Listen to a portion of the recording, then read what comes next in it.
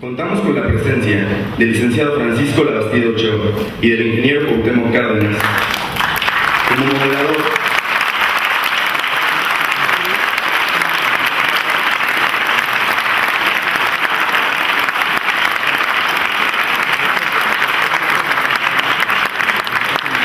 Y del licenciado Santiago Krill, contando como moderador.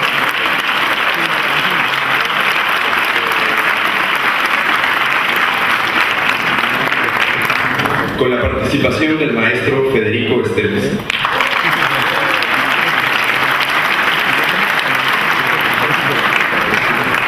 A continuación, las reseñas de los ponentes y del moderador a cargo de Ángel Solís.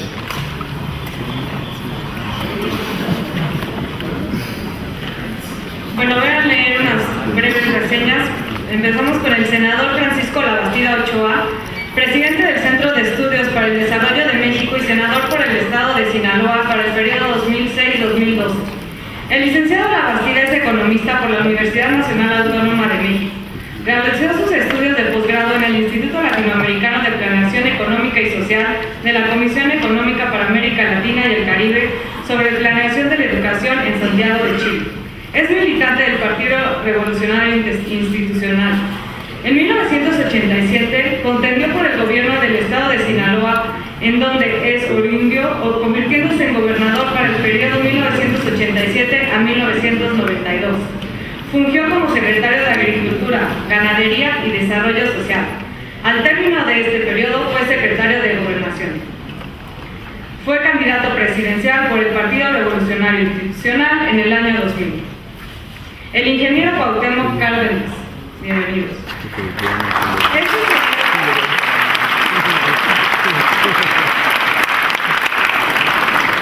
Es ingeniero civil por la Escuela Nacional de Ingeniería, actualmente la Facultad de Ingeniería de la Universidad Nacional Autónoma de México. En 1962 fue presidente de la Sociedad Mexicana de Planificación. Entre 1964 y 1969 formó parte de la Comisión del Río Balsas, donde se construyó la presa de la Villita. Fungió como subdirector general de Siderúrgica Lázaro Cárdenas entre 1969 y 1974. Empezó su carrera política en 1961 como miembro del Comité Nacional del Movimiento de Liberación Nacional. De 1976 a 1982 representó el estado de Michoacán como senador de la República. Fue gobernador constitucional del mismo estado entre 1980 y 1986. Al término de su gobernación participó como miembro de la corriente democrática dentro del Partido Revolucionario Institucional. Coordinó y fundó la creación del mismo partido dentro del PRD. Entre 1990 y 1993 estuvo a cargo de la Presidencia Nacional. Ha sido catedrático en la Universidad de Chicago y del Centro de Estudios Latinoamericanos de la Universidad de California, Berkeley. En julio de 2008 fue galardonado como presidente honorario de la Internacional Socialista. Actualmente ha sido el presidente de la Fundación para la Democracia. También fue candidato presidencial por el PRD en el 2000. Por último, Santiago Krill Miranda. Realizó sus estudios profesionales en México y el extranjero. Es licenciado en Derecho por la Universidad Autónoma de México y cuenta con un posgrado en Estudios de Derecho en la Universidad de Georgetown de la ciudad de Washington, así como una maestría en Derecho en la Universidad de Michigan de Ann Arbor en Estados Unidos. Durante 20 años trabajó como abogado independiente. Es miembro de la Barra Mexicana del Colegio de Abogados de la Academia Mexicana de Derechos Humanos, de la Asociación por la Unidad Nuestra América y del Comité de Abogados de la Organización Internacional de Derechos Humanos Human Rights Watch. Se ha desempeñado como catedrático de nuestro instituto, donde también fue director de la licenciatura en Derecho y jefe del mismo departamento académico. En marzo de 1993 fue coordinador de las cuestiones jurídicas del plebiscito ciudadano que se realizó en el Distrito Federal.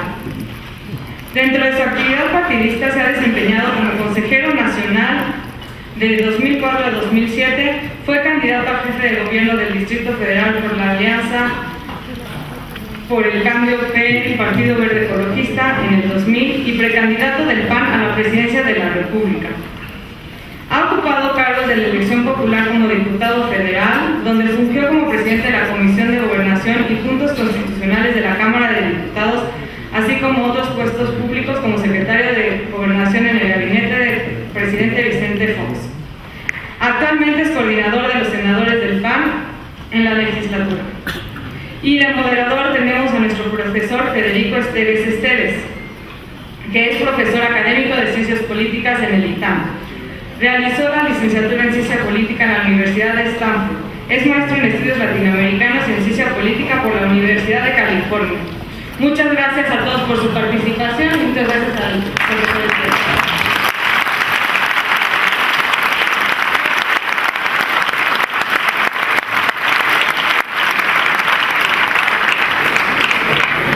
Gracias, muy buenos días. Este seminario quiere enfocarse a una reflexión entre todos sobre el país a 10 años de la alternancia política.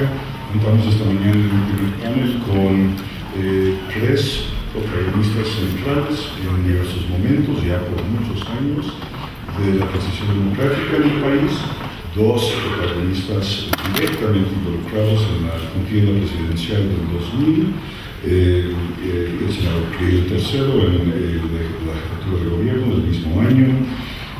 También son personas involucradas en las discusiones y negociaciones, el diseño de la arquitectura de la democracia electoral, paso a paso. También contamos con 2 ex secretarios de gobernación, 2 gobernadores en diversas partes, viendo asuntos de seguridad, viendo asuntos de toda índole, y también con 2 protagonistas en el área de economía del sector público en el pasado, dependiendo de sus experiencias, como vieron, como escucharon en sus semblanzas. Pero tampoco es un misterio que estos arquitectos y copartícipes en la democratización del país, pues a 10 años de la alternancia tendrán algunas reflexiones sobre el valor de sus heroicos puestos de hace tiempo, sobre sus experiencias vitales en el camino y sobre los resultados colectivos que todos sabemos han sido más bien decepcionantes, al menos si uno ha de medir el tono principal del círculo rojo en los últimos tiempos. Resultados magros en términos de crecimiento económico, seguridad pública, la calidad de servicios públicos, retrocesos en la calidad de prácticas democráticas, legislativas, parálisis para muchos y descomposición de gobiernos locales y estatales a solo 10 años de la alternancia. Entonces, los invito a todos a reflexionar sobre estos puntos, pero en torno a lo que rezo a través de los actores principales que nos acompañan hoy en este panel de grupo, podrán decirnos. Entonces vamos a iniciar, tendrán como 15 minutos cada uno, y después vamos a abrir al público. Lo vamos a hacer en el orden ya anunciado, que es un poco invertir el ritual del informe, ¿no? Y dejamos al partido en el poder hablar al final en defensa.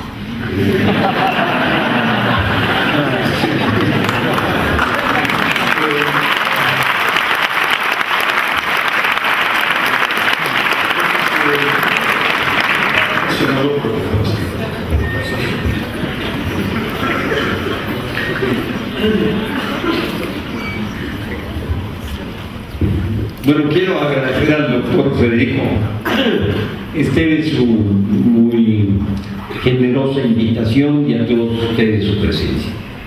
Saludar a mis amigos, al ingeniero Cuauhtémoc Cárdenas y al senador Santiago Krill, y compartir con ellos esta mesa de debate y de análisis. Sin lugar a dudas va a ser para mí una experiencia muy provechosa. Como Voy a hacer una intervención llena de números y no me quise pasar de los 15 minutos que el doctor Esteves me amenazó desde antes, que era el límite de mi tiempo, en contra de la costumbre de escribir lo que voy a decir. En mi opinión, la alternancia en el Poder Ejecutivo Federal en el año 2000 es el punto de llegada de un largo ciclo de cambios democráticos que México experimenta a partir del 1977. Es decir, no solo fue un hecho, es lo que quiero resaltar. En este periodo se produjeron además otras 5 reformas electorales: la de 1986, la de 1990, la de 1993, la del 94 y de la del 96, hasta arribar a la autonomía plena del IFE y a la incorporación del Tribunal Electoral al Poder Judicial de la Federación. De igual manera, se produjo la democratización de los órganos del gobierno del Distrito Federal.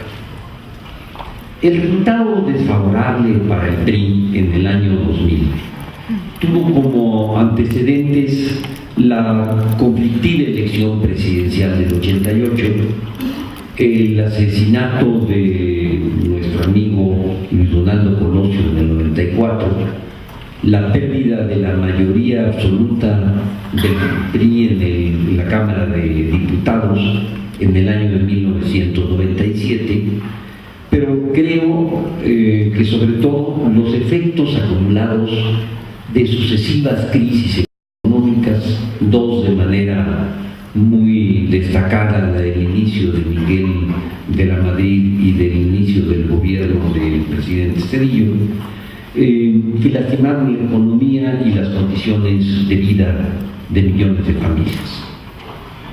En las elecciones del 2000, el descontento acumulado de un vasto segmento de los ciudadanos, es autocrítica conste, se manifestó como un voto de castigo contra el partido, que además, tenemos que reconocerlo, se separó de sus principios doctrinarios y de sus compromisos sociales. Los ciudadanos votaron en el 2000 por el cambio que propuso, en mi opinión, de una manera vaga, imprecisa, sin un programa de transformaciones, el que entonces era candidato y después presidente, Vicente Fox. Él utilizó un personal estilo y su una agresividad verbal que pudo aprovechar muy bien el voto de castigo en contra del PRI. La izquierda, aún unificada en la candidatura de mi amigo el ingeniero Cuauhtémoc Cárdenas, no pudo, quizás por ello, obtener más votos. La transición fue exitosa por muchos factores, pero destacadamente por la decisión y cooperación del entonces partido gobernante, que no solo no frenó las reformas, al final de cuentas teníamos mayoría en ambas cámaras, sino que las impulsó y apoyó con el voto de los legisladores. El PRI ha sido, y espero que lo siga siendo, por convicción y decisión propia, un partido que aceptó el reto de la democratización del sistema. El punto clave de esta conducta fue el reconocimiento del resultado la noche misma de la elección del año 2000. Tanto el ingeniero Cuauhtémoc Cárdenas por el PRD como un servidor por el PRI reconocimos los resultados de la elección esa misma noche. El 2 de julio del año 2000 dio término a una larga vida de México, marcada por la continuidad de un mismo partido en el gobierno a lo largo de 7 décadas. Pocos países pueden enorgullecerse, como México, de haber logrado una transición pacífica y ordenada como la que ciudadanos y partidos políticos hicimos posible en el caso mexicano. Lo ocurrido en los 10 años siguientes forma parte de una etapa diferente, inédita por el hecho de que el PAN ha ejercido la titularidad del poder ejecutivo en esta década. Tuvieron la oportunidad de cambiar lo que criticaron durante el tiempo que fueron oposición, y es opinión personal que no solo no lo hicieron, sino que en algunos casos acentuaron los problemas que el país tenía. El presidente Felipe Calderón dio un mensaje el día de ayer, dio una serie de cifras y visiones del país que yo las califico de parciales. Tomó una parte de la realidad y omitió otra, pero dijo que reconocía que él tampoco estaba satisfecho. Voy a mencionar algunos hechos que posiblemente a él no lo sé, pero desde luego a mí, y creo que a muchos otros mexicanos, nos tienen insatisfechos con lo que está ocurriendo en el país. Porque me parece que todos los factores están íntimamente relacionados. Separamos por facilidad de análisis metodológico los problemas económicos, los empleos, los sociales, los de seguridad, pero al final de cuentas forman parte de una realidad toda relacionada. Voy a agruparlos por bloques. En economía, ya lo decía el doctor, ha habido un crecimiento raquítico, 1.7% en promedio en los últimos 10 años, bajo el supuesto de que en este año se crece al 4%. Aun cuando se creciera al 4% en este año, el crecimiento va a ser inferior a la caída del 6.5% que tuvo la economía el año pasado. Las reservas para pagar pensiones del Seguro Social se van a agotar, van a llegar a cero el año entrante. Es decir, a partir del año 2012 se incurre en un déficit para el pago de pensiones. El propio Seguro Social, son cifras de ellos, estima que va a ascender a cerca de 34,000 millones de pesos para el 2012. Se han desplomado las reservas petroleras probadas a solo 11 años en este momento, calculadas por la base de 2.600.000 barriles diarios de producción. Si regresáramos al nivel que anteriormente tenía 3 millones, son menos de 10 años. La producción petrolera disminuyó en 600.000 barriles diarios durante este gobierno, en solo 4 años. Acal, el principal yacimiento de Cantarell, bajó su producción en 170.000 barriles por día en el último año. Hoy se está quemando más del 11% del gas que se produce. Por cierto, todos los datos son oficiales. Está en internet, Comisión Nacional de Hidrocarburos, lo pueden consultar ustedes. Se está quemando más del 11% del gas que se produce. En los últimos 4 meses, la quema del gas se duplicó. Eso significa que estamos perdiendo del orden de unos $2,000 millones por esta quema de gas. Y obviamente le estamos haciendo un daño al ambiente. Me permito recordar a ustedes que el venteo de gas es 25 veces más dañino para el ambiente que el CO2. Pemex está quebrada. Pagó el año pasado impuestos por el 130% de sus utilidades. Obviamente no hay ninguna empresa que pueda salir así, ni pública ni privada. Y tiene capital negativo de $5.500 millones. Tiene pasivos por 107.500 activos por solo $102.000 millones. Producimos y exportamos petróleo para pagar las importaciones de comida y de manufacturas. La banca de desarrollo sigue perdiendo importancia y creo que sufre un desmantelamiento progresivo. Creció el crédito al consumo a costa del financiamiento a la producción e inversión con préstamos caros y escasos. Se están fortaleciendo los monopolios privados en detrimento de la competencia, de los precios y calidades que se ofrecen al consumidor. Ya hay una pérdida continua de competitividad, como ustedes saben perfectamente. Estamos perdiendo capital humano, incluyendo cada vez más personal calificado. Ya hay empresarios que están huyendo, saliendo del país para vivir fuera. El presupuesto federal en estos 10 años se triplicó en precios corrientes, en precios constantes, un aumento del 75%. En empleo, solo 18 millones de mexicanos tienen empleo formal, la tercera parte de la población económicamente activa. En los últimos 10 años, con datos del Seguro Social, se han creado en promedio solo 147,000 empleos por año. En política social, se instrumentó fundamentalmente una política asistencialista, sustentada únicamente en la transferencia de recursos para acabar la pobreza. A pesar de ello, según datos de Coneval, en los últimos 4 años se ha incrementado en 8 millones el número de personas en situación de pobreza. En calidad de educación, ocupamos el lugar 35 de 37 países que están en la OCDE. En conocimiento de lengua materna, manejo de matemáticas y capacidad para entender y resolver problemas. Hay más de 107,5 millones de jóvenes que no estudian ni trabajan. El Seguro Popular fue una medida con un buen propósito, sin lugar a dudas, pero no crecieron los servicios de salud, las camas hospital, los consultorios, la dotación de medicinas a la velocidad que creció la demanda.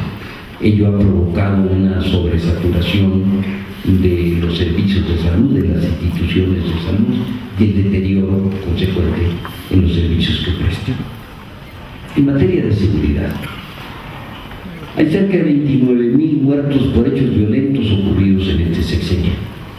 La impunidad sigue siendo el problema principal de la seguridad pública. 98% de los delitos quedan impunes. Nos hacen falta construir cerca de 60,000 lugares en las cárceles.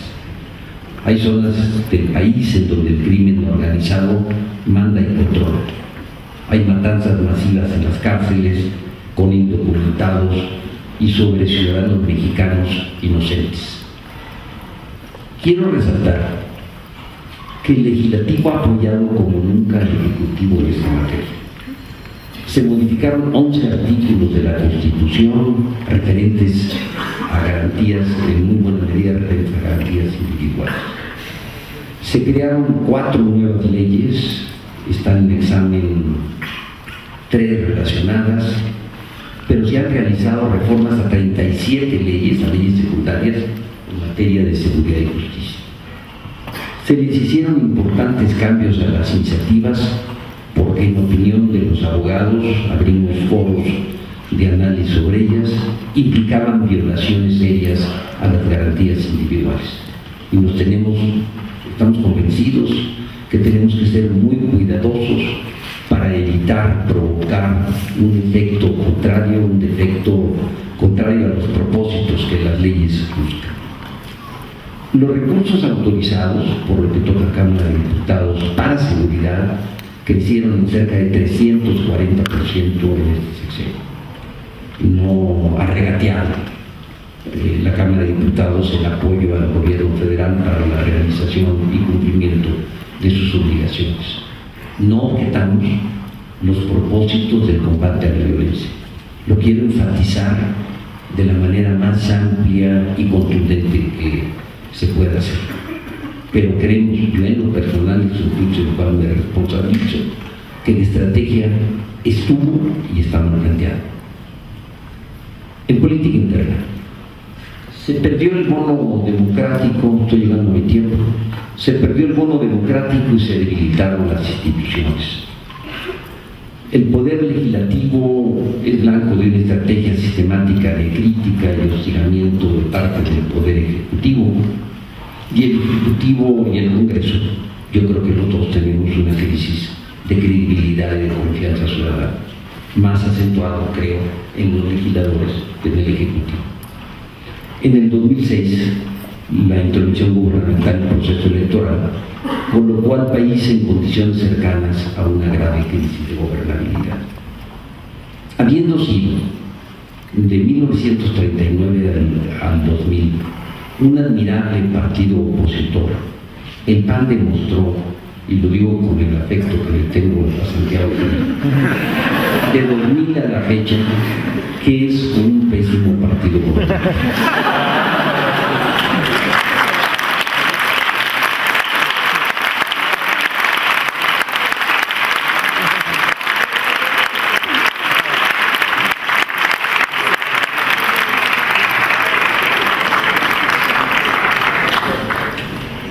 La gestión del presidente Fox se caracterizó por la superficialidad con la cual manejó muchos de los problemas del país.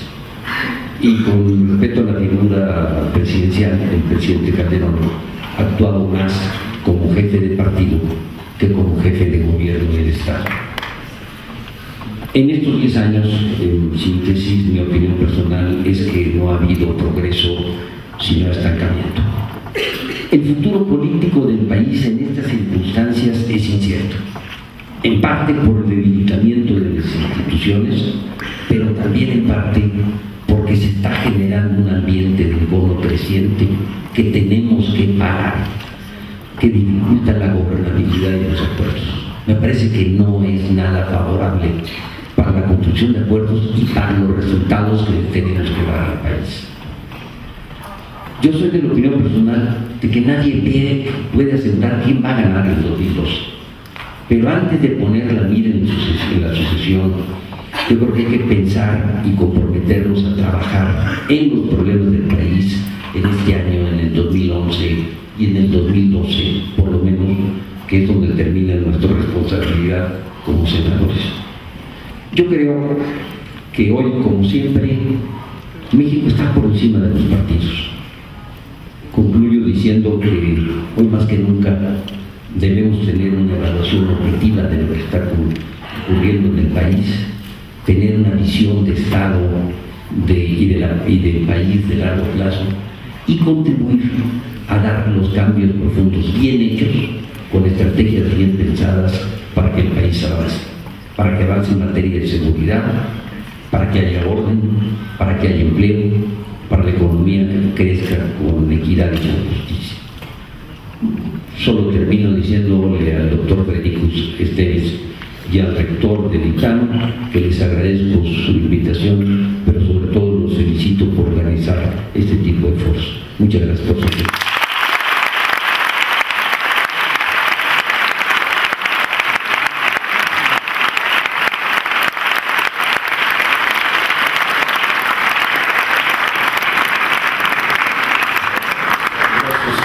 Pasamos ahora con el ingeniero Cárdenas. Yo quiero, en primer lugar, agradecer a la Asociación de Alumnos del ITAM, al ITAM por esta oportunidad de estar aquí en este foro. Me da mucho gusto estar participando junto con Francisco Labastida y Santiago Krill. Agradecer al doctor Esteves el que esté conduciendo esta sesión, y pues entraremos al tema, ¿no? Nos han invitado para hablar sobre los 10 años de la alternancia política.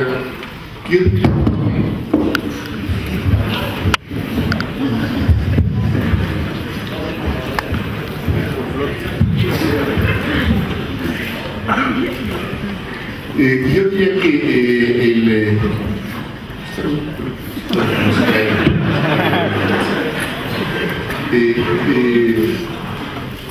el antecedente inmediato de la alternancia, esto es del cambio de partido, del cambio de personas al frente del Ejecutivo, empieza con la elección de 1997. Ahí se da un cambio importante porque es cuando por primera vez el partido dominante, el partido del Estado, pierde la mayoría absoluta en la Cámara de Diputados, donde yo diría que se empieza a dar una separación efectiva entre el legislativo y el ejecutivo, y es en el 2000 cuando tenemos la alternancia y cuando termina propiamente lo que podríamos llamar el régimen de partido de Estado en nuestro país. A partir de ahí, yo diría que la calidad de la relación entre el gobierno, entre el ejecutivo y el partido al que pertenece la cabeza del Ejecutivo es cualitativamente distinta a lo que existía antes del año 2000. La alternancia efectivamente nos ha significado un cambio de partido en la titularidad de la cabeza del Poder Ejecutivo, nos ha significado el cambio de personas, yo diría de algunas personas, en cuanto a su pertenencia partidaria también en el gobierno, no de todas. Yo diría que principalmente en el sector hacendario, financiero, ha habido una inamovilidad hasta, entiendo que es este año, o finales del año pasado, hubo un cambio de partido al frente de la Secretaría de Hacienda. Anteriormente no había habido el cambio de partido, aun cuando teníamos ya 10 años de alternancia en lo que hace a la titularidad del Ejecutivo. Por otro lado, la alternancia no ha significado un cambio en el modelo de nación, en el modelo político, económico, social que se ha estado instrumentando en el país.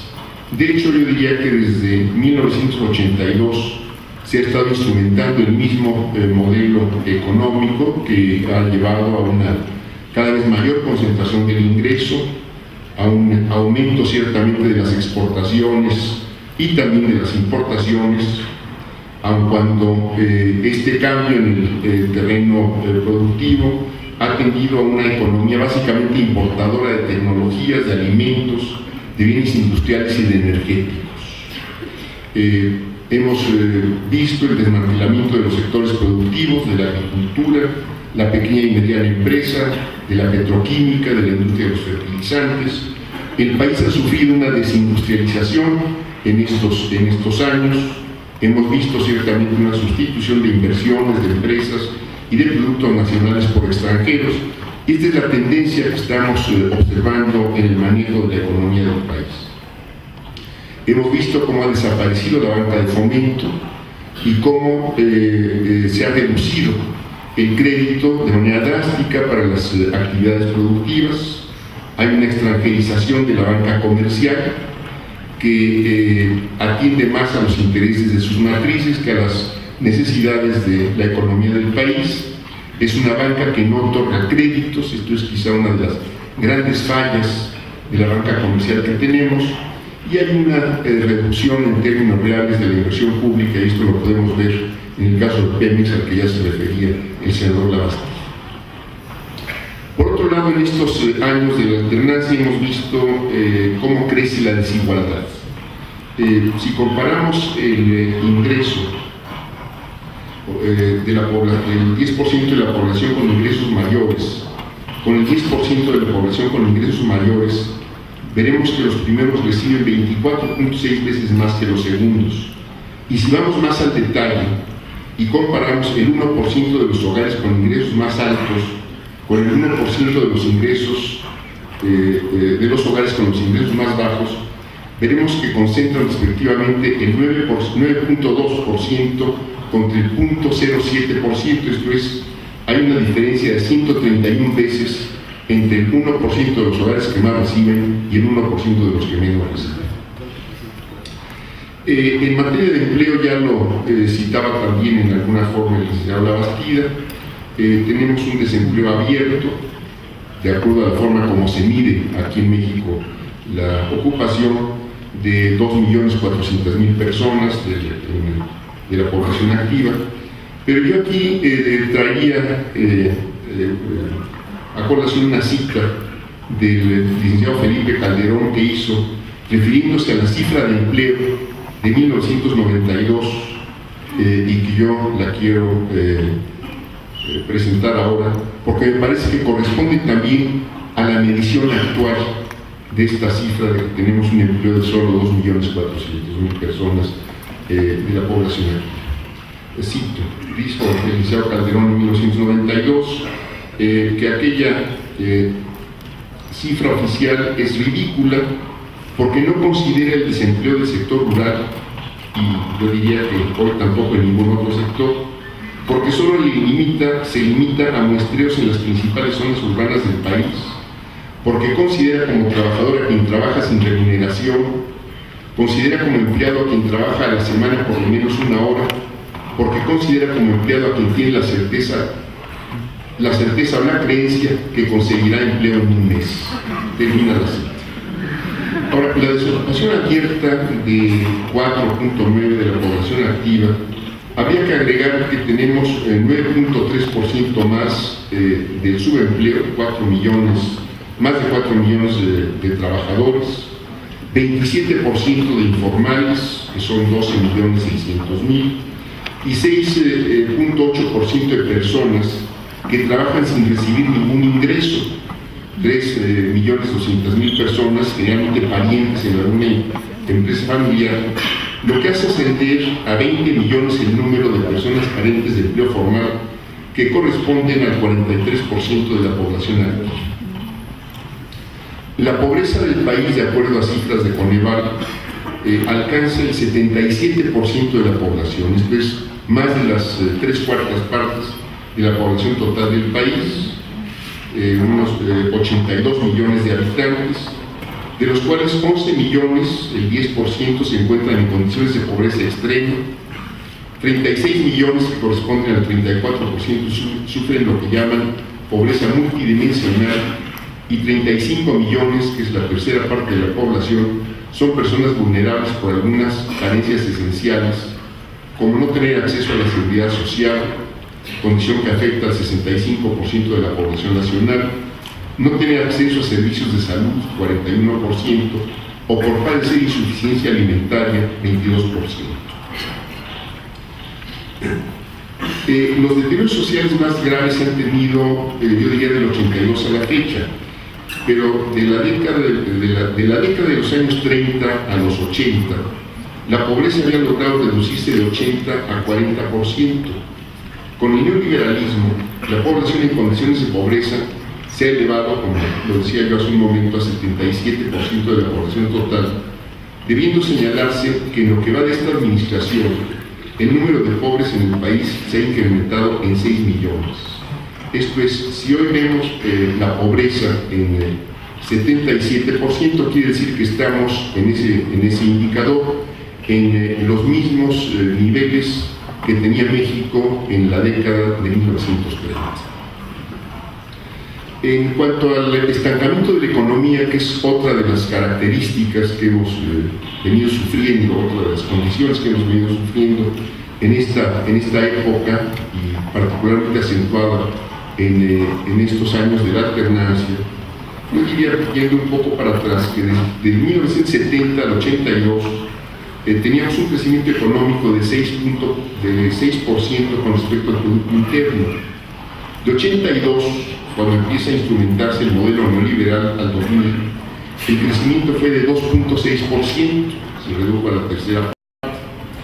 Y durante la alternancia, del 2000 al 2009, el crecimiento promedio anual ha sido solo de 0.4% con respecto al Producto Interno, con la caída de 6,5% que tuvimos el año pasado. Considerando las dos administraciones de la alternancia, el crecimiento registrado ha sido de 2.25% en el periodo 2000-2006 y de alrededor de 3,5% en 2007 y 2008, con la caída, como decía, negativa, un crecimiento negativo de 6,5% en el 2009.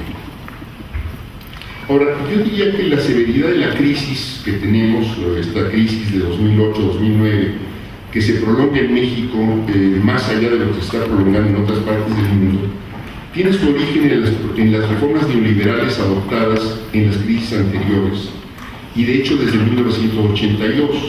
Esto es la apertura indiscriminada de la economía mexicana, el centrar la política económica del gobierno en el control de la inflación y la no adopción de medidas contracíclicas.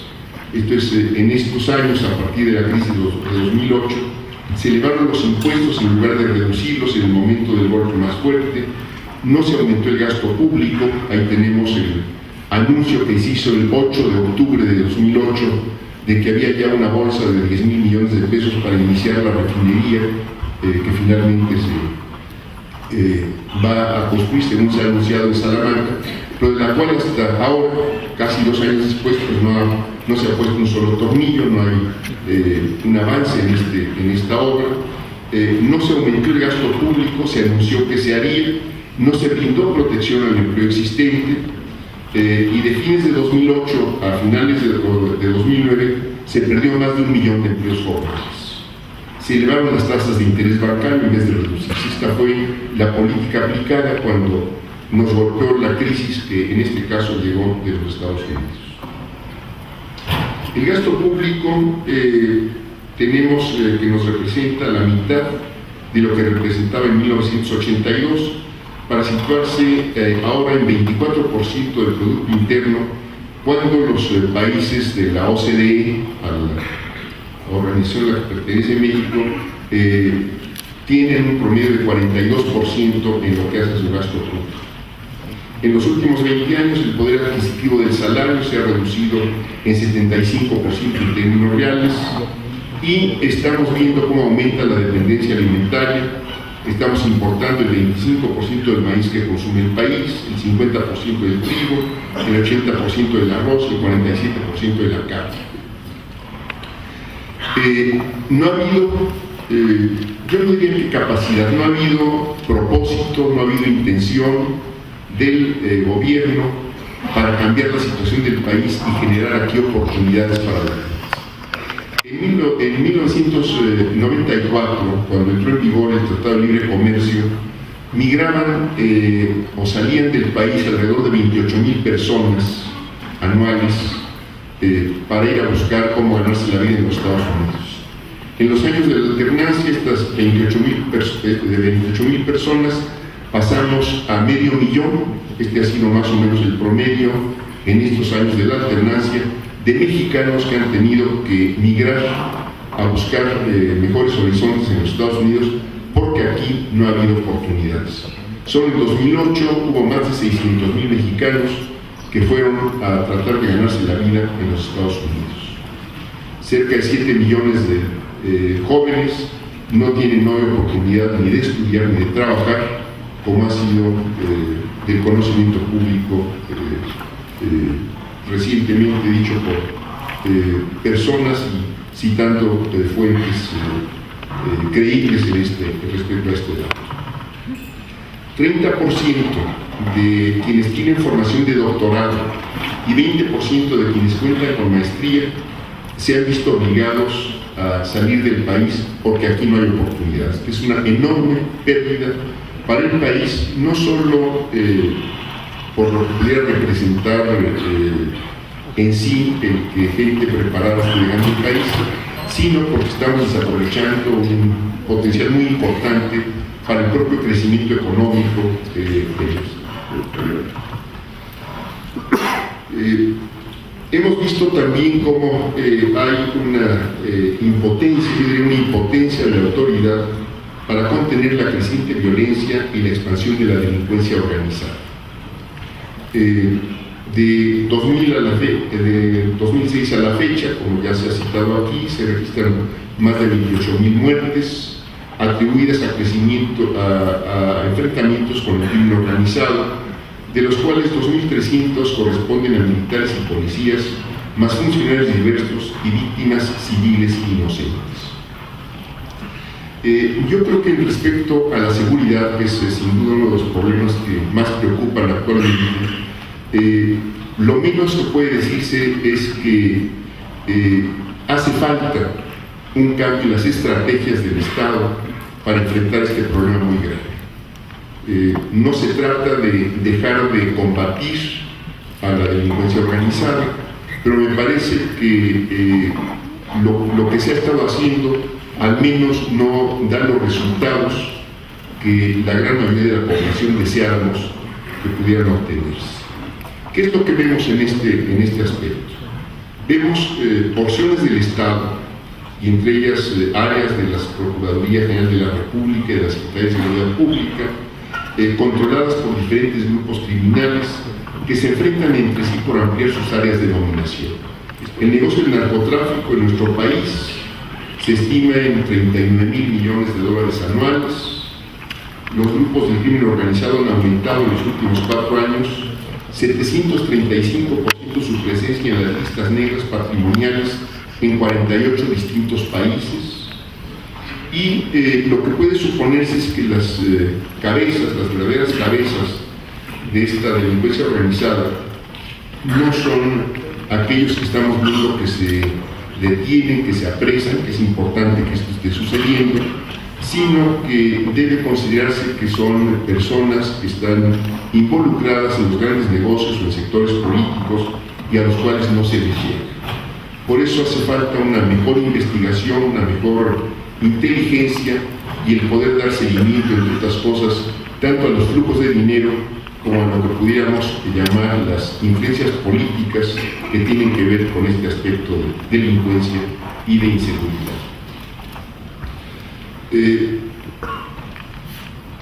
Un dato importante de quienes estudian estos temas es que los servicios de inteligencia, tanto del Ejército como de la Marina, son sectores que no han podido ser penetrados por la delincuencia organizada y que es preciso cuidar, y esta sería responsabilidad de todos, que no se desgaste. Respecto a la conducción política, pues yo solo diría que lo menos que podemos decir es que hay incertidumbre, que no hay conducción política, que no hay liderazgo, al menos por parte del Ejecutivo. ¿Y cuáles serían los pendientes en este caso? Primero habría que pensar en un cambio profundo en el modelo de desarrollo nacional, para tener crecimiento económico estable en el largo plazo, creación de empleo, fortalecimiento del mercado interno, que está totalmente abandonado, una participación de nuestro país en los proyectos de integración política y económica que se están teniendo lugar en el sur, en la parte sur de nuestro continente. Hace falta una reforma fiscal, una verdadera reforma fiscal profunda que revise todo el sistema de impuestos y que se articule con otras reformas, como el de una seguridad social universal que esté desvinculada de la nómina. Hace falta una reforma política. Tenemos que pensar, hace un momento escuchamos propuestas que se hicieron, por cierto, desde el año pasado y que no han sido instrumentadas en torno a la reforma política, pero yo diría que no se tocó lo más importante: cómo sacar el dinero, y sobre todo el dinero oscuro, el dinero ilegal, de las contiendas políticas. Y yo creo que aquí hay un punto en el que habría que pensar muy seriamente, y es el de prohibir la compra de tiempos comerciales en los medios electrónicos de comunicación e información para partidos y candidatos. En los sistemas democráticos avanzados, el Estado asigna tiempos de manera equitativa a los partidos y candidatos en los tiempos oficiales de campaña. Solo en los tiempos oficiales de campaña y solo en los tiempos asignados, partidos y candidatos pueden hacer política, pueden hacer propaganda política. En ningún otro momento se pueden comprar tiempos oficiales, y no sería en este caso quien tuviera más dinero quien pudiera tener mayor exposición frente a los medios electrónicos. Entonces me parece que esa es la reforma de fondo: el impedir la compra de tiempos comerciales en televisión y en radio, y que el Estado asignara de manera equitativa, como existen en otros sistemas políticos, los tiempos a los partidos y a los candidatos, pero solo en los tiempos oficiales de campaña. Me parece que esta es la reforma política o la reforma electoral de fondo que nos está haciendo falta. Habría que pensar también en una reforma laboral. Habría que ver en este caso que la flexibilidad que se está demandando respecte los derechos adquiridos, que se considere cómo puede el trabajador participar o revisar que haya un reparto equitativo de los beneficios que se derivan de los aumentos de la productividad. En fin, me parece que estas serían algunas de las cuestiones que están pendientes si queremos que efectivamente la alternancia no se quede en el cambio de personas o de algunas personas, y que podamos ir a un país que nos ofrezca mejores condiciones de desarrollo a todos los mexicanos. Y nuevamente mi agradecimiento a la Equitán, a sus sociedades, alumnos, y la oportunidad de participar en este foro. Muchas gracias.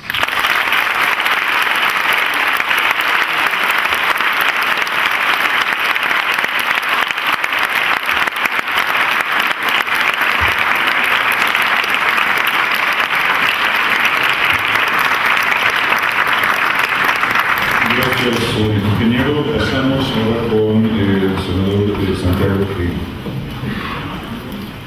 Muchas gracias, Federico. Muy buenos días. Tengan todos ustedes. Me da mucho gusto regresar al ITAM. La siento como mi universidad también. Estuve aquí 17 años seguidos, 34 semestres. Pues me siento parte de todo este esfuerzo, el esfuerzo de ustedes, de los maestros, del rector. Y además en un momento crucial,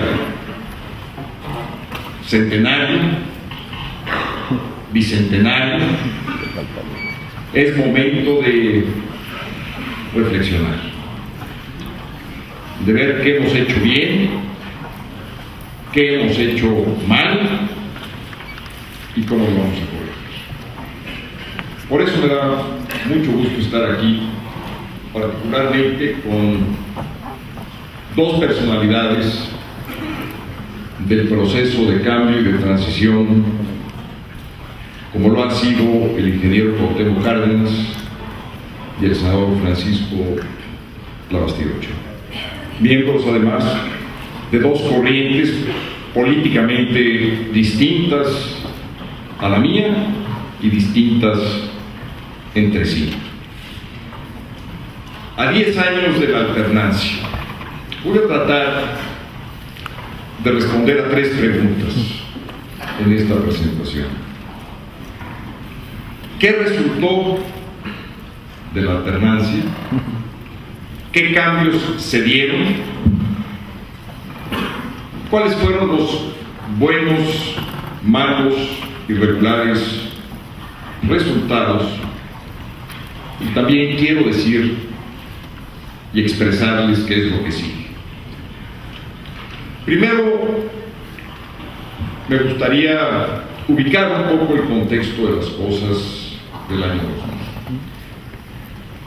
2000. Un país que había sido gobernado durante 70 años por un mismo partido,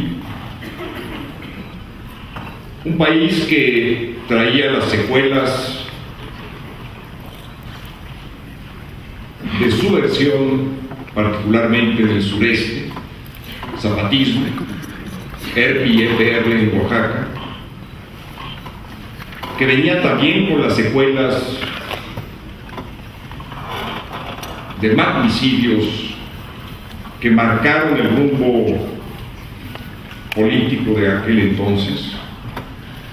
Colosio, Posadas, Ruiz Massieu, una secuela de incertidumbre política provocada por distintos fraudes electorales que van desde el 88 pasando por toda la década de los 90, de los fraudes patrióticos. Ese era el contexto. Y del otro lado, un partido de oposición que nunca había estado en gobierno federal.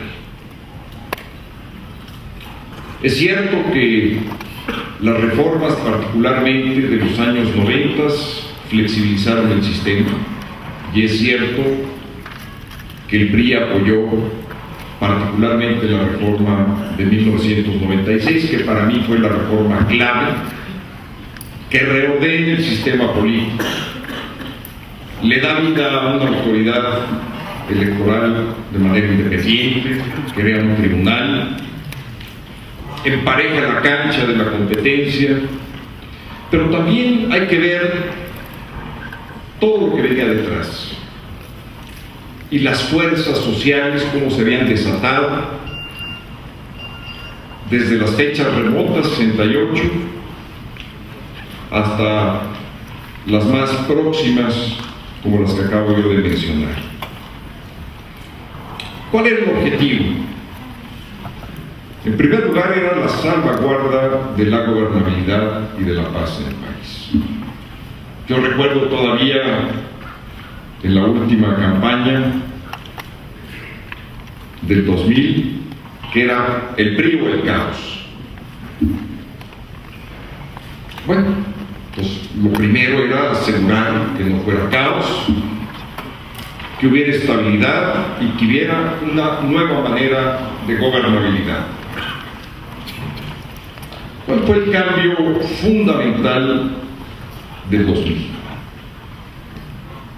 Y yo digo que fue la constitucionalización de la vida pública y la conclusión de los llamados poderes metaconstitucionales que tenía el Ejecutivo en aquel entonces. Hoy parecen historia, pero hay que recordar lo que era el sistema presidencial del PRI en la vieja época. El presidente era el jefe de los gobernadores. Solamente en el periodo de Salinas cambiaron 17 gobernadores desde Los Pinos. Claro que todo esto se fue atenuando, y creo que lo dice bien el senador Labastida cuando dice que el proceso de cambio no se dio de un día para otro. Pero todavía estaba presente buena parte de esa hegemonía, particularmente con los gobernadores. Y sin duda todavía estaba presente la ascendencia que tenía el presidente priista, el último presidente priista, sobre los sindicatos. La CTN, el Congreso del Trabajo. ¿Y qué decir de los medios de comunicación, particularmente de los electrónicos? Esos eran los poderes metaconstitucionales, o la ascendencia sobre los grupos empresariales. Hay que recordar, y parece que esto fue historia de hace muchos años, pero no de tantos, cámaras de afiliación forzada. Y ya no digamos el régimen de concesiones. Hoy se habla de monopolios. ¿Quiénes dieron esas concesiones de esos monopolios? Sean en materia de telecomunicaciones o bancarios. En el 2000 entra una nueva presidencia sin esos poderes. Se desviste de sus poderes. ¿Qué pasa con ellos? Desaparecen, se transforman. Poderes fácticos, hoy es el discurso, ahí están. Una diáspora de los antiguos poderes que tenía el presidente de la República, que se van en una especie de diáspora en todo el sistema, cada uno de manera autonómica.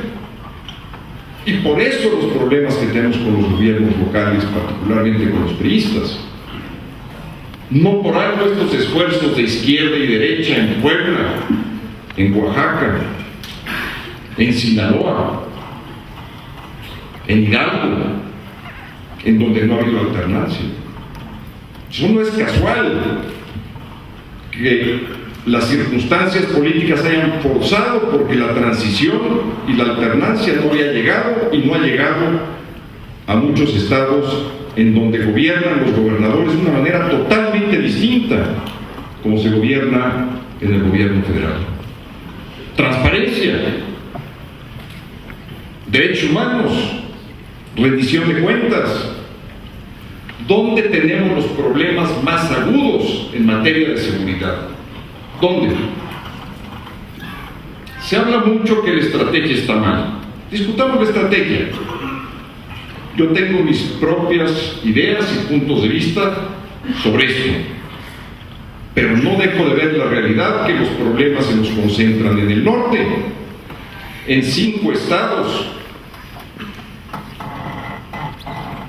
gobernados por el PRI.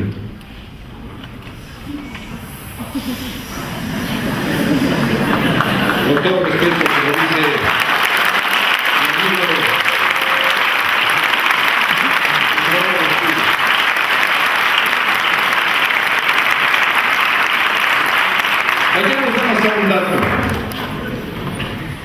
Baja California, Tijuana.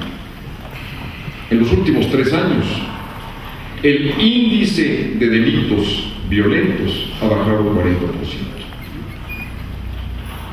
Estado fronterizo. Y vaya si la plaza de Tijuana era una plaza, como se dice, caliente. 40% menos. Vayamos a otro de los poderes fácticos, sindicatos. El presidente Fox, como tampoco el presidente Calderón, se han asumido, ni lo son, ni lo serán, por filosofía política y por el orden práctico de las cosas, como jefes de sus sindicatos, particularmente los sindicatos públicos.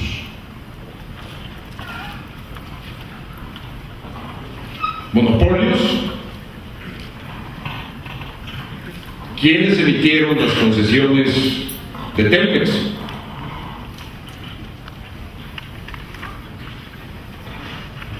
Y del resto de las telecomunicaciones del país.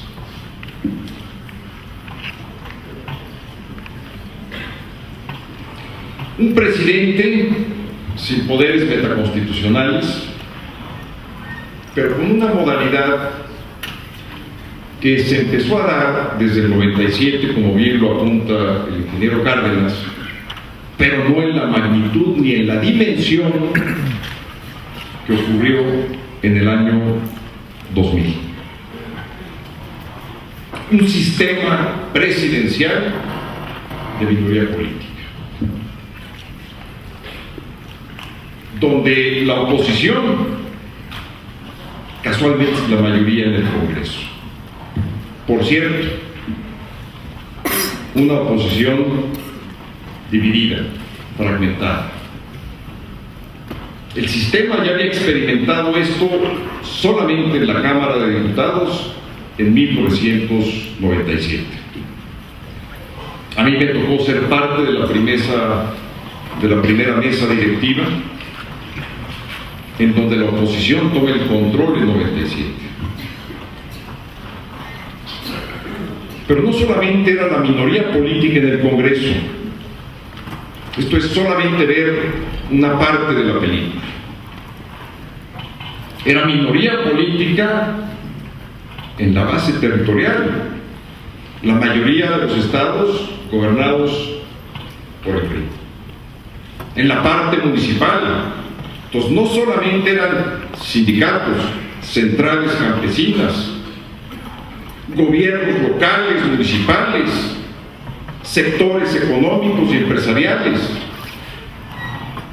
sino también la minoría política del Congreso. Esa fue nuestra entrada al gobierno. Porque esa era la realidad.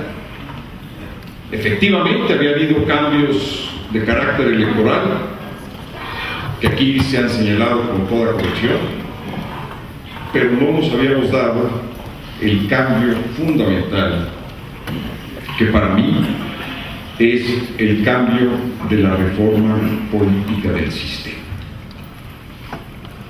Un sistema que se gobierna con minorías. Díganme cómo va a ser funcional nuestra democracia cuando es una democracia de minorías fragmentadas sin incentivos para colaborar. Aquí nos podemos echar la culpa de dónde está la responsabilidad del cambio. Y podemos entrar en un círculo vicioso diciendo ustedes no han sabido gobernar, ustedes han sido mala o muy mala oposición con todos los votos. ¿Qué ganamos? Vamos a ver. Ahorita también voy a los números. Pero antes de ir a los números quiero partir de donde está el problema, el nudo gordiano que hay que cortar. Es un sistema que no funciona. No hay manera de echar a andar este sistema, no es por falta de voluntad. ¿Qué no hubiéramos podido hacer nosotros desde el 2001? La primera reforma fiscal completa, integral. ¿Qué fue lo que faltó? Les puedo echar la culpa, y diría yo, voluntad política, PRD y PRI. Lo que faltaron fueron votos. 2001, 2002, 2004, 2007, votos es lo que nos ha faltado en el Congreso. El diagnóstico está, las propuestas están. ¿Cómo es posible que queramos que una economía crezca cuando tenemos buena parte de los sectores económicos con altas dominancias, sin competencia? ¿Cómo es posible de hablar de competitividad cuando no tenemos la reforma hacendaria y fiscal y todavía se siguen protegiendo los regímenes especiales de tributación, transporte y campo, por ejemplo? Eso sí, se quiere crecer al 6%. ¿Y la responsabilidad dónde queda? Una reforma energética que, por cierto, la propuso el presidente Zedillo, la oposición la negó, un error nuestro, sin duda. La volvió a proponer el presidente Fox, la oposición la vuelve a negar. La vuelve a plantear el presidente Calderón. Y llegamos a lo que yo llamo soluciones deslavadas o intermedias que no le sirven a nadie.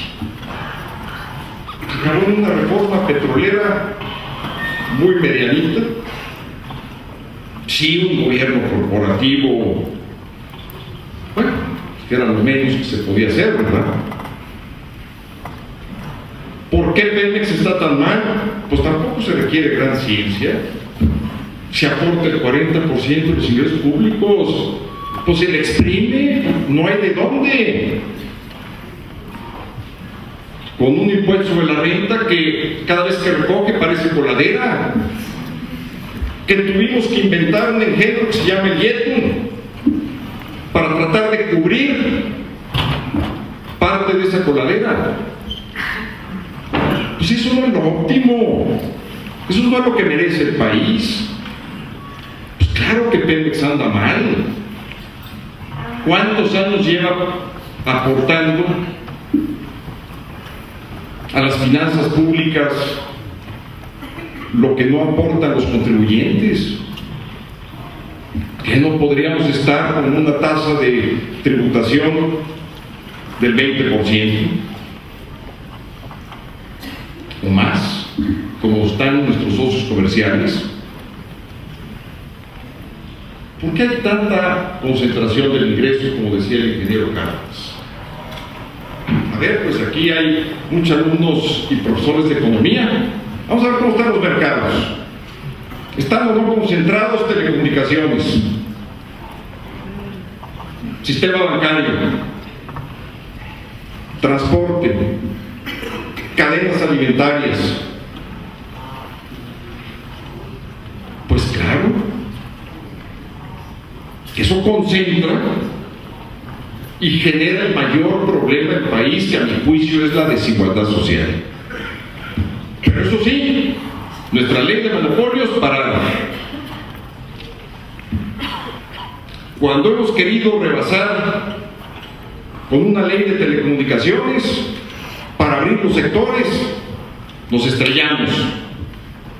Cuando presentamos una reforma laboral con mínimos, primer punto, voto libre y secreto en todos los sindicatos. Ya con eso nos quitaríamos a líderes que tienen 25 años, no nuestros, no militan en el PAN.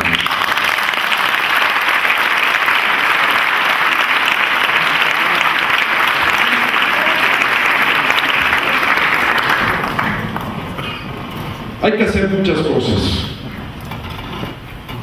Ahora, En estos 10 años, yo creo que ha habido logros muy concretos de la alternancia. A nivel federal, transparencia. Ahora se sabe lo que ocurre en el gobierno. Rendición de cuentas. Un IFAI que no hay, por cierto, en casi la mayoría de los gobiernos locales. Como no cuentan con un auditor superior que les revise la cuenta pública. Un gobierno mejor organizado, bajo un sistema civil de carrera. Ahora tenemos, cuando menos, una ley de salarios máximos, una fiscalización con una comisión de derechos humanos y, por cierto, con una política de derechos humanos que va más allá de nuestras fronteras. Un manejo responsable de las finanzas públicas en medio de esta situación, monopolios de un lado, sindicatos del otro, sin cambiar, con elecciones de por medio, pero un manejo responsable, sin populismo de por medio. Se habla de un crecimiento económico limitado, es cierto. Bajo estas circunstancias el país no puede crecer, y quien diga lo contrario, yo digo que miente. El país no está en condiciones de crecer a las tasas que merece de 6, 7 o quizá más por ciento. Nada más para darles un dato. Del año 2000 al 2009, nuestra tasa de inflación promedio ha sido de 4%. En la década anterior, es decir, de la que va de 1988 al 2000, la tasa de inflación promedio fue del 18.4%. No hay impuesto más caro para la gente que no tiene, o la población económicamente más débil que la inflación. Y como ustedes saben, la inflación jala todo lo demás, tasas de interés, crédito, etcétera, etcétera. Cobertura social. Puede haber muchas críticas, y me hago cargo de ellas. Pero el Seguro Popular le dio un piso mínimo de salud a 35 millones de personas. Un tercio de la población. Y si sumamos Seguro Social y si sumamos ISSSTE, estamos hablando de 92 millones de personas aseguradas. Yo creo que vale la pena, en un ejercicio de esta naturaleza, y con ello concluyo, de desvestir al sistema de una manera clara y contundente. Un sistema de minoría política no va a ser capaz de enfrentar con ningún partido al reordenamiento de los poderes fácticos y al reordenamiento de la política social, tal y como lo propone el ingeniero Cárdenas, particularmente con la universalización de una cobertura que es un derecho que cualquier mexicano debe de tener. Para eso hay que cuestionar los programas sociales. Ya dieron lo que tuvieron que dar. ¿Cómo seguir con un Procampo que ni siquiera está orientado a la producción del campo, al propietario? Y cuando le preguntamos a Coneval, oye, ¿cómo evalúas Procampo? No tiene ni siquiera índices para poder hacer una correcta evaluación de lo que es Procampo. Pero eso sí, hacemos a cualquier variación a Procampo, centrales campesinas, entonces requerimos de un gobierno políticamente articulado, con una fortaleza de mayoría, y si ustedes me apuran, porque estoy seguro que Federico me quiere apurar, con un gobierno de coalición. No hay forma. Un gobierno de minoría política en estas condiciones pueda responderle a la demanda que se hace necesaria de desarrollo y de crecimiento que tiene el país. Muchas gracias.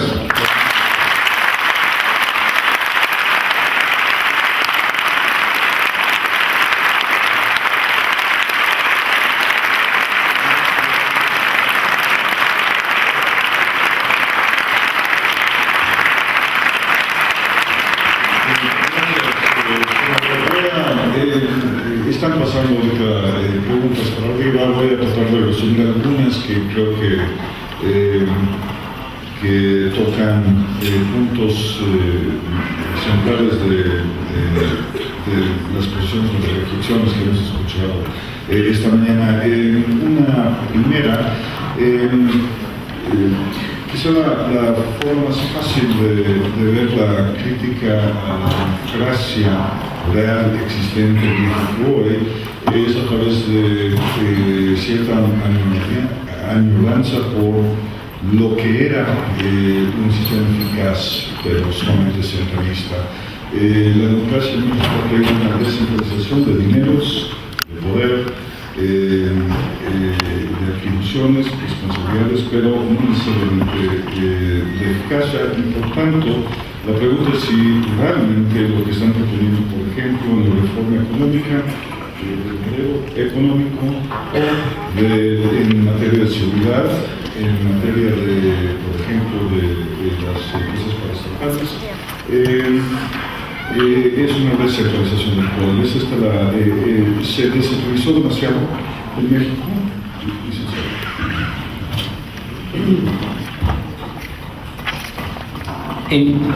No.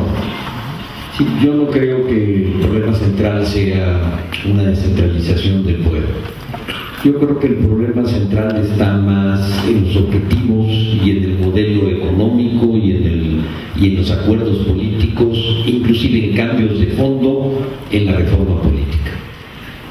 No es tanto un problema de descentralización. Yo, por el contrario, pienso que deben tener más facultades y más funciones otros niveles de gobierno, particularmente gobiernos de los estados, de lo que tiene concentrada la federación. Me parece que el problema está básicamente, y coincido con el ingeniero Cuauhtémoc Cárdenas, en el modelo económico que se hace uso. Y aprovecho para ampliarlo. Parte del modelo, de los problemas del modelo económico es que el herramental no tiene consistencia, no tiene congruencia. Voy a poner un ejemplo. Los aranceles a la importación han venido disminuyendo. Se disminuyeron en el último año, en el informe, no estoy hablando de el año antepasado, se modificaron 12.500 fracciones arancelarias, más del 90% de las fracciones arancelarias. Y el impuesto en promedio que se cobró es 0.93% en el informe del presidente Calderón. Bueno, la protección a la industria automáticamente bajó. Se abrió demasiado rápido y sin acompañar con las medidas consecuentes de la economía. Esto en parte fue problema también de lo que hicimos nosotros en su momento, ¿verdad? Sí, no quiero decir que nada más ahora. Pero en lugar de corregir los problemas encontrados, se acentuaron.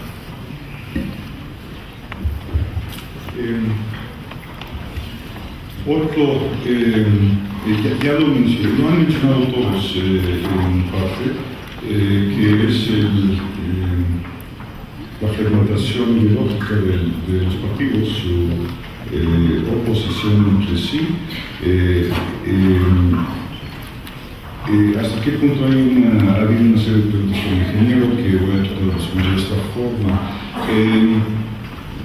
Se ha ido privilegiando en el periodo democrático en México, como podría decir realmente desde el privilegiando lo ideológico por encima de lo pragmático del gobierno. Esto en el legislativo se ve con claridad por las oposiciones primarias continuas y constantes a reformas de cualquier índole de envergadura, ciertamente.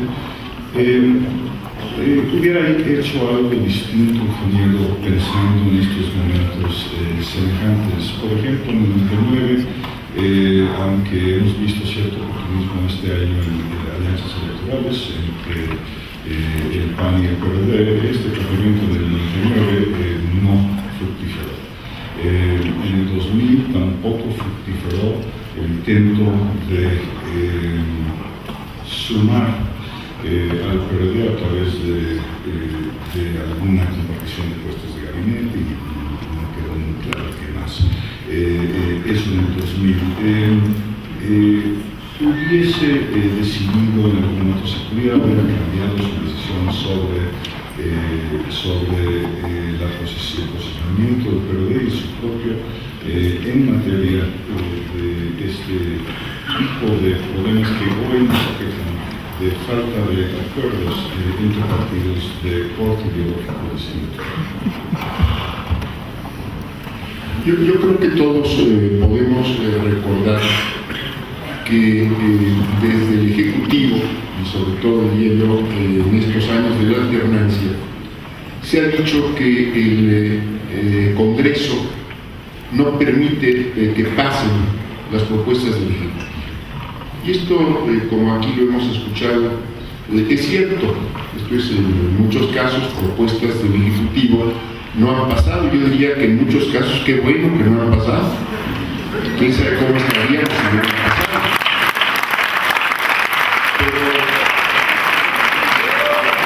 Pero me parece que lo que muestra es la incapacidad de buscar acuerdos. Esto es incapacidad en las cámaras, incapacidad del Ejecutivo con el Legislativo para buscar acuerdos. Esto es una propuesta del Ejecutivo o una propuesta de algún partido. Bueno, puede ser buena en función de la visión que tenga ese Ejecutivo, de la visión que tenga un partido, pero no tiene que ser obligadamente compartida esa opinión por la oposición o por el propio gobierno. Entonces, lo que ha faltado en este caso me parece que son justamente capacidad para negociar y para encontrar las coincidencias, para avanzar en función de las coincidencias y en todo caso, conforme se vaya avanzando, ir viendo qué se hace con las diferencias. Yo, por ejemplo, estoy en contra de las alianzas electorales que hemos visto en estos últimos tiempos entre el PRD, que es mi partido, y el Partido de Acción Nacional, porque me parece que son partidos que apoyan, al menos en sus documentos básicos, en el discurso, proyectos totalmente contrarios, proyectos confrontados, y porque en los acuerdos electorales que han hecho no va por delante un programa. Yo querría recordar que cuando en 1999 se empezó a hablar de una candidatura común de la oposición, antes de decidir quién pudiera ser el candidato presidencial, se empezó a trabajar en un programa y se avanzó en un programa. Entonces, primero estaba el programa, primero se estaban viendo cuáles podrían ser los puntos de acuerdo de un programa de gobierno y no quién iba a ser el candidato, y aquí están partiendo al revés en estas alianzas. Están yendo primero el candidato, no sabemos qué ofrecen esos candidatos, habrá que encomendarse a no sé quién para que les vaya bien a los estados donde fueron elegidos, pero no hay compromiso público respecto a un programa, y me parece que esto es lo que está faltando. Que se busquen los acuerdos, que se hagan las propuestas, que éstas puedan incluso ser conocidas en su momento por la opinión pública, y a partir de ahí la propia opinión pública puede también presionar para que los acuerdos se den en función en un sentido o en otro sentido. Pero me parece que lo que está faltando pues son claridad en las propuestas, capacidad de negociación, y que a partir de ahí pues podrían empezar a cambiar las cosas. Y evidentemente lo que sí estoy convencido es que hace falta un cambio radical en el modelo político, económico, social que se está implementando en el país.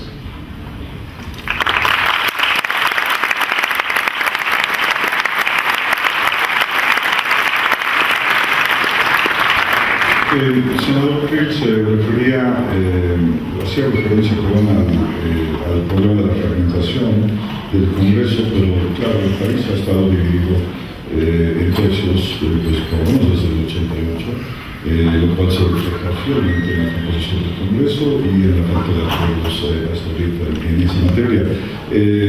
Exactamente qué falta para cambiar al país, cuando espera realmente sin posibilidad de acuerdos sobre reformas políticas y otras, cómo espera poder cambiar los incentivos para la clase política dentro del sistema actual donde estamos polarizados. Ahí es donde está el problema fundamental del sistema político. Cuando yo pienso en reforma política, precisamente pienso en la problemática que acaba de plantear Federico. Gobiernos de minoría, minorías fragmentadas, sin incentivos de colaboración, un sistema de partidos debilitado que no ayude en nada, las diferencias de diputados y senadores del mismo partido pesan a veces mucho más que las diferencias entre los opositores. Si no arreglamos esto, si no nos hacemos cargo de esta realidad, me parece que va a ser muy difícil avanzar. Resumo, fundamentalmente hay dos posiciones que en este momento están a debate en el Senado de la República. Una, que buscaría construir mayorías a toda costa, inclusive mayorías artificiales, para simplificar la idea. El que gana se lleva la mayoría en el Congreso. Una cláusula de gobernabilidad o quitar las cláusulas de la sobre y subrepresentación. Propuesta Peña Nieto, regresar al pasado. Otra posición. Quienes desean privilegiar el valor de la pluralidad alcanzada en este proceso de transición y de cambio. Y dicen, y además creo yo con cierta razón, volver a las mayorías artificiales, iría en contra de la pluralidad del país. Y por lo tanto lo que hay que privilegiar es la pluralidad y que cada partido y candidato tengan los asientos que reciba en votos en la urna.